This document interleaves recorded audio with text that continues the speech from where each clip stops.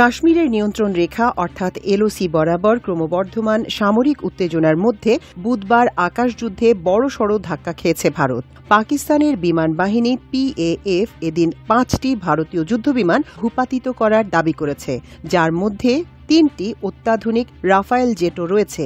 এই ঘটনার জের ধরে রাফায়েল প্রস্তুতকারক ফরাসি সংস্থা দাসো অ্যাভিয়েশনের শেয়ারে বুধবারই ৬% বড় পতন ঘটেছে।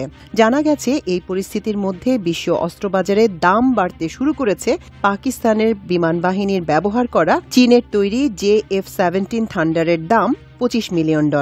অন্যদিকে ভারতের ব্যবহার করা রাফায়েল যুদ্ধবিমানের দাম $288 মিলিয়ন। পাকিস্তানের প্রতিরক্ষা কর্মকর্তা ও উচ্চ পর্যায়ের নিরাপত্তা সূত্রের বরাতে জানা গেছে, এদিন মোট ৬টি ভারতীয় বিমান ধ্বংস করা হয়েছে। এর মধ্যে ৩টি রাফায়েল, একটি MiG-29, একটি Su-30 এবং একটি হেরন নজরদারি ড্রোন। এটি ইসরায়েলে তৈরি। পাকিস্তানের দাবি, বিমানগুলো ভারতীয় আকাশসীমার মধ্যে থাকলেও স্ট্যান্ড অফ মিউনিশন ব্যবহার করে পাকিস্তানি ভূখণ্ডে হামলা করার চেষ্টা করছিল।